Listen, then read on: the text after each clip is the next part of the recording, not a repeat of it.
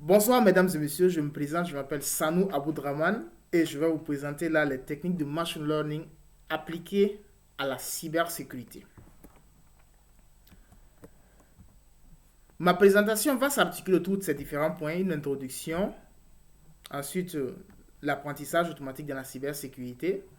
Je ferai une petite présentation d'applications que j'ai développées et pour finir, je ferai une conclusion. En introduction, la cybersécurité peut se définir comme étant l'ensemble des lois, des règles et des algos, des outils qui ont été développés afin de garantir la sécurité des utilisateurs des actifs informatiques. Par cyberattaque, on peut dire c'est un acte malveillant envers un dispositif informatique.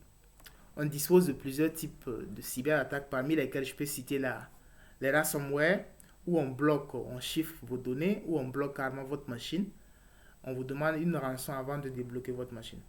On a les dénis de service, où on envoie plusieurs requêtes à une machine ou à un serveur afin de rendre ce dernier en fait inaccessible pour un bout de temps. Et pour finir, on a des fraudes multiples et qui essaient de se connecter à votre machine dans l'optique de soutirer des informations, de modifier des informations.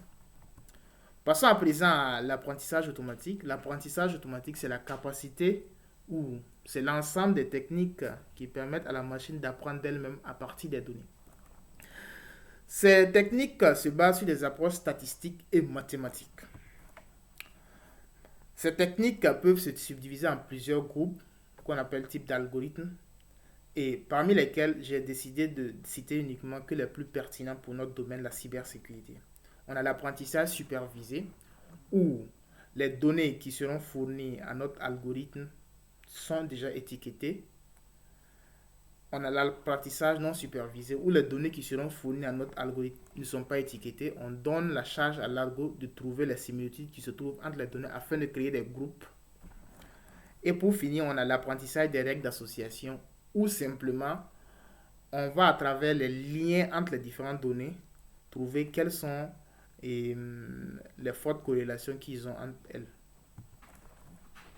Passons à présent à l'apprentissage automatique dans la cybersécurité, à savoir le centre de notre sujet. Bon, l'idée générale, c'est de pouvoir créer des modèles qui soient très pertinents pour la cybersécurité. Voilà, l'idée générale, c'est ça. Donc, on a des problèmes en cybersécurité, on a des solutions en machine learning. On peut utiliser ces solutions pour résoudre ces problèmes-là. Pour que vous puissiez mieux comprendre, je vous donne quelques exemples là. On a la vérification des liens. On peut vérifier si un lien est malveillant ou pas.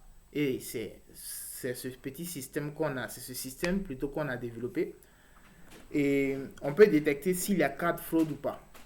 Ou s'il y a cas de fraude dans un système ou un réseau ou pas. Pour le modèle de vérification des liens, il s'agit d'un problème qui est bien connu, c'est un problème de classification. On va essayer de classifier en fait tous les liens qu'on reçoit. Et les modèles qui sont les plus pertinents en fait pour réaliser ces tâches, c'est les arbres de décision, c'est la régression logistique et ce sont les machines à vecteurs de support. Pour ce qui est de la détection de fraude, en réalité, on va essayer de détecter en fait des comportements jugés non normaux. Et en fonction des approches dans l'apprentissage automatique, on a plusieurs algos qui sont là. Bon, par exemple, pour l'approche apprentissage des règles d'association, on a la machine de Boltzmann qui est là. Et l'apprentissage supervisé, on a les cas plus proches voisins. Et on a pour l'apprentissage ou l'approche non supervisée, on a le K-means qui est là. À présent, nous allons vous présenter l'application qui a été développée. Pour information, l'application a été développée en Python. J'ai utilisé le framework Django pour développer l'application. L'application a été déployée. Je prends le lien de Google. Je teste dans l'application. Il me dit le lien de Google est sécurisé. Je prends un second lien. de Facebook en question. Je teste. Il me dit le lien de Facebook est sécurisé. Je prends un lien que j'ai cherché en ligne. Il s'agit d'un lien qui n'est pas sécurisé, entre guillemets. On me dit ce lien n'est pas sécurisé. Et l'application utilise un modèle. Dès qu'on lui donne les informations là, il interroge le modèle en fait pour que le modèle puisse lui donner une réponse concernant si le lien il est malveillant ou pas. À présent, nous passons à la présentation du modèle qui a été utilisé. Donc pour tout ce qui est du modèle, on a utilisé Python également. Les bibliothèques sont là. On a importé les données. Et là, on donne des informations concernant les données. On essaie de voir les valeurs manquantes. Là, on fait ce qu'on appelle le Features Engineering. On essaie de créer des variables qui soient pertinentes pour notre modèle. Et parmi ces variables, on a calculé la longueur de notre URL. Et il y a beaucoup de données qu'on a calculées, à savoir les FD, la longueur de notre FD, le TLD, le top level domain, à savoir les points .com, les points .net, quelle est leur longueur. En fonction de ça, on peut donner ça à notre modèle pour qu'il puisse mieux s'entraîner.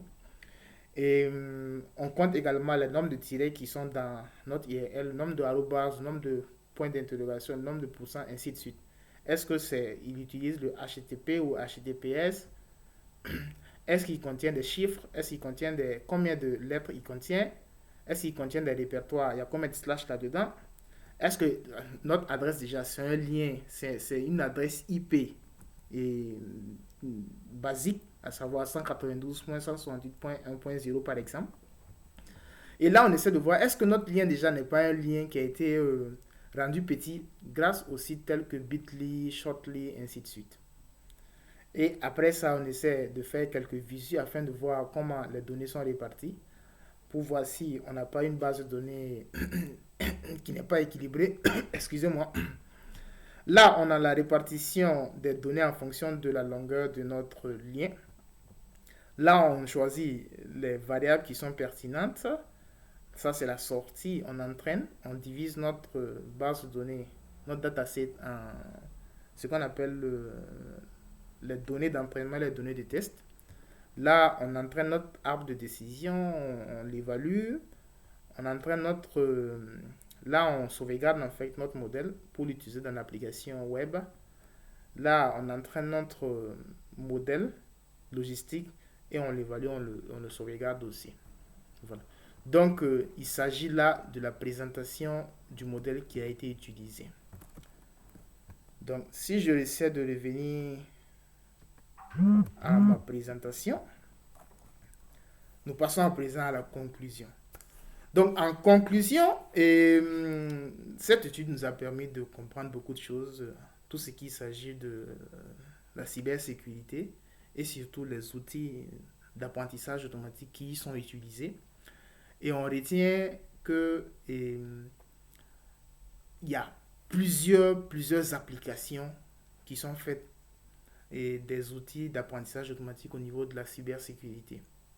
Et il y a des applications qui ont montré beaucoup de succès, et parmi lesquelles la détection de fraude qui est là, qui est beaucoup utilisée dans tout ce qui est univers bancaire, financier. Et pour la petite histoire, à l'université Jean Monnet, à travers mes recherches, il y a un doctorant qui travaille sur le sujet. Je pense que si les uns et les autres veulent avoir plus d'informations, il peut être la personne de référence à saisir pour avoir plus d'informations là-dessus. Donc sur ce, je vous remercie pour votre attention et bonne soirée à vous. Merci beaucoup.